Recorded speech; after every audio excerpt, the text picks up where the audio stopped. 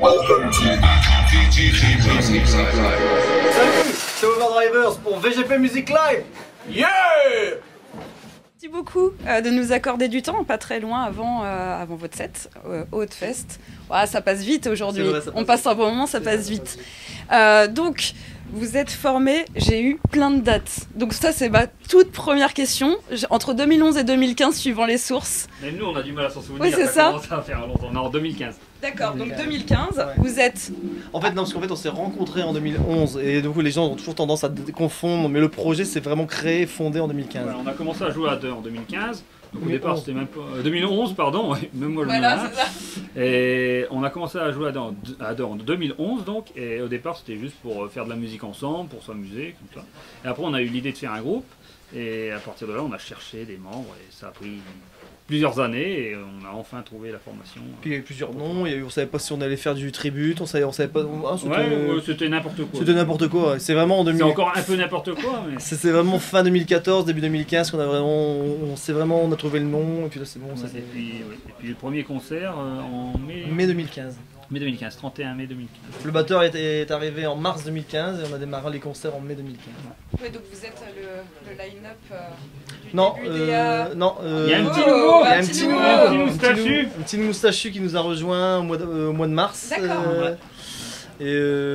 Donc ouais, le bassiste nous est parti au mois d'octobre 2022 et lui il est arrivé en mars 2023.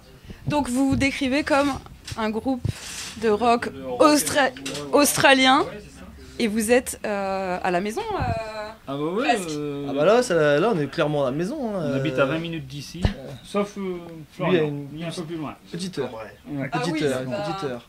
Mais moi je suis à 15-20 minutes, ouais. On est vraiment à la maison. Ouais. C'est la seule date de l'année en plus où est-ce qu'on est à la maison, donc c'est cool. Quoi. On est content, on va retrouver notre public originel, on va dire. Ouais. Mais complètement. Vous avez dit au début, vous hésitez à faire des tributes, toujours c'était dans le même style, c'était du tribute à CDC, etc. ou pas du tout? Bah, en fait, il y avait du Maiden. Ouais, il y avait tout. En fait, on faisait vraiment la musique qu'on aime, quoi. Ouais. Après, c'est pareil. On dit qu'on fait du rock australien, c'était pas voulu en fait au départ. Le but au départ, c'était simplement de faire de la musique qu'on aime. Et que, comme on dit toujours, quand on a commencé à brancher nos sons de guitare, ce qu'on aimait bien, c'était pas mettre d'effets dans la guitare, donc juste le son de la guitare avec l'ampli, donc ça fait ce son-là. Les rythmiques, on aimait bien des trucs simples, on aimait bien des riffs, vraiment des chansons basées sur des riffs de guitare. Et donc, ça sonne comme ça, quoi. C'est juste, c'était pas le but de faire ce style-là, c'est juste que ça s'est fait naturellement, quoi, en faisant la musique qu'on aime.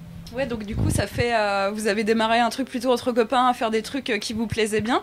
Quand est-ce que ça a pris au point de vouloir faire des lives, de sortir un premier EP puis un album, puis un autre EP? En fait, ça a pris vraiment au début pendant les répètes. Ouais. Parce qu'au début, on jouait quelques temps avant, on jouait K2 et il y avait beaucoup de potes qui venaient aux répètes. Et ils disaient putain mais faut faire quelque chose quoi, vous allez pas rester dans le garage tout le temps, c'est con. Et de là, on s'est dit bah vas-y. On s'amusait bien quand même. Ouais, on s'amusait bien quand même, c'était cool au final. Ouais, au départ on s'amusait quoi.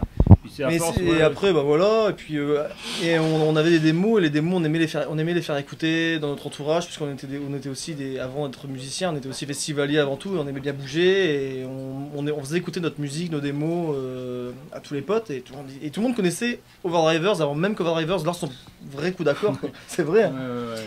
Et vous venez dès que jour vous faites votre premier concert, vous m'appelez, bah oui. Et puis un jour on a dit bah allez, faut se lancer, on a fait vraiment notre premier concert à la maison hein, bien sûr. Dans une petite boîte à l'époque, ça s'appelait le Sound. Le Sound. Qui maintenant. C'était un énorme bar et petite boîte de nuit, si je puis dire. C'était vraiment bien. C'était blindé, hein, franchement. Un dimanche après-midi, blindé. On avait tellement cassé les couilles aux gens avec notre projet. Mais si, on jouera un jour. On leur a dit ça pendant des années. C'est quand qu'on les voit jouer au Overdrivers? Et finalement, du coup, quand on a commencé, les gens avaient déjà entendu parler de nous. Donc c'est cool. Et puis après, forcément. Puis après, on a vite voulu faire un album. Par contre, on a vite pensé à un album. C'est pas le cas de beaucoup de groupes. Souvent, les groupes ils aiment bien jouer plusieurs années avant de commencer à se dire bah, si on fait un album. Nous, on a vraiment voulu faire un album. C'était un objectif. On en parlait énormément. C'est ça. Et puis sans album, le truc c'est beaucoup plus dur de vendre. Puis bon, jouer toujours dans le même coin, à force, tu joues toujours devant les mêmes personnes. Donc c'est bien, hein, à force on les connaît, mais le but aussi de faire des concerts, c'est de faire découvrir ta musique à d'autres personnes. Et c'est vrai qu'un album c'est un très bon outil pour rien que faire écouter à des gens qui habitent pas à côté de chez toi, quoi. Bah, la preuve, apparemment vous tournez aussi un peu à l'international, hein. Ah bah ça commence. Ça commence. Cette année on a bien baroudé, On était en Hollande, on était en... J'allais dire en Suisse. En Suisse. Non, en Suisse, on n'a pas encore été en Suisse. Pourtant on nous le dit tout le temps, on est en Suisse les gars. Et on a été en Grèce. Dédicace à Rémi. On a été en Grèce, on a fait une tournée en Espagne, on a été en Allemagne, en France, non on n'a pas été en Belgique cette année, mais on a déjà joué en Belgique plusieurs fois, mais là cette année on n'y a pas été. Non, c'est tout maintenant au final, pas tant que ça. Après, l'Angleterre, on avait pour projet, mais ça devient compliqué, l'Angleterre avec. Ça coûte très cher ça coûte très cher. J'aime pas parler d'argent, mais à un moment donné, il faut donner. Mais non, franchement, l'Angleterre, c'est la raison pour laquelle aussi vous voyez beaucoup de groupes annuler leur tournée en Angleterre. Il y en a énormément. Ça coûte beaucoup trop cher de partir. Je veux dire, partir à perte, pourquoi pas, si c'est une bonne expérience. Mais là, c'est même pas partir à perte, c'est carrément. C'est jeter l'argent par les fenêtres. Voilà. Sans être sûr que vous allez jouer devant du monde. Oui, en plus. Donc non, c'est malheureusement pour l'instant, en espérant que ça reste pas comme ça, mais pour l'instant c'est vraiment un suicide. C'est pas le moment. Ah non, c'est pas le moment. C'est pas le moment. En parlant de moment, je trouve qu'il y a un cycle un peu. Vous sortez quelque chose tous les 2-3 ans. Vous avez fait votre premier album autoproduit, on est environ 2-3 ans après sur le second. Là, il y a eu un EP il y a bientôt 3 ans. Donc là, normalement, est-ce que vous allez nous annoncer la sortie de quelque chose de nouveau si on respecte le cycle? Eh ben, on rentre en studio en début d'année. Alors, quand il sortira, ça, c'est difficile de dire parce qu'après, après le mixage, le mastering, comment ça va se faire, comment ça va se goupiller par rapport à la promo, avec le label, etc. Il y a des paramètres où on n'est pas encore au courant. Voilà, ça c'est des trucs, c'est des trucs qui c'est même plus nous qu'on gère. Mais l'album est composé, on rentre en studio début d'année prochaine. Et oui, ça devrait être. On espère que ce sera pour septembre-octobre 2024. 2024. Donc on a un cycle un tout petit peu plus long, mais on reste sur les règles. Oui, il y a eu le Covid entre deux, ça nous a un peu foutu dedans aussi. Oui, comme tout le monde. Un EP, oui. Au départ, on aurait préféré sortir un album parce que le EP au départ on n'était pas trop chaud. Non. Sauf que. Surtout que vous aviez déjà deux albums avant. Voilà, c'est ça. Et le problème avec le Covid, c'est qu'on pouvait plus tourner. Donc on s'est dit, putain, on va pas sortir un album et sans pouvoir faire la promotion correctement derrière. Mais d'un autre côté, on voulait pas rester trop de temps sans sortir un peu de nouveauté pour pas se faire oublier non plus. Donc on s'est dit que l'EP c'était le bon compromis, quoi. Comme ça, on sortait 2-3 chansons, ça faisait de la nouveauté, on sortait des clips, hop, et on reparlait de nous sans pour autant avoir à sacrifier la promotion d'un véritable album. Oui. Voilà. On est là sur un fest particulier, hein, donc votre dernière date de l'année en plus, mais on est au Haute-Fest. Qu'est-ce qui vous a amené comment vous êtes arrivé jusqu'ici sur, comme je le disais, ce FESCA, qui est un festival caritatif, qui a un message derrière.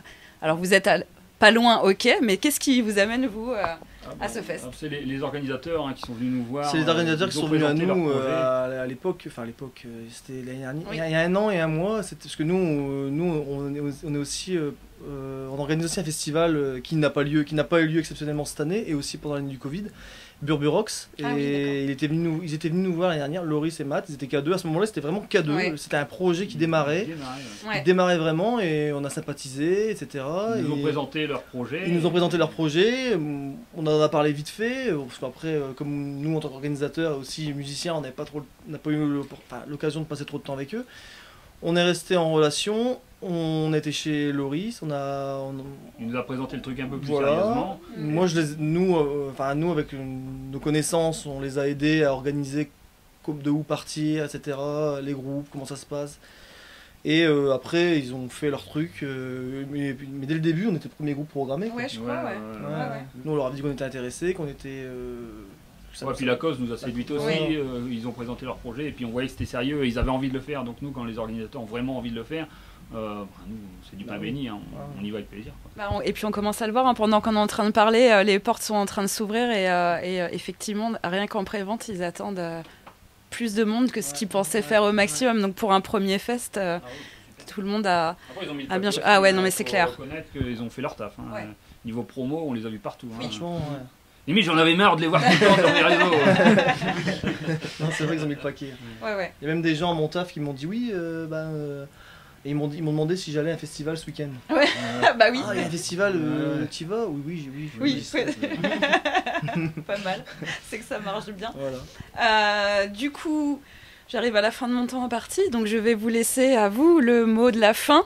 On va faire un petit rock and roll. 3, 2, 1. Rock and roll! Synchro, magnifique, parfait. À tout à l'heure sur scène, on a hâte de vous voir. Et du coup, on vous retrouvera dans le live report. Et puis bientôt sur BGP Music Live. Merci à vous.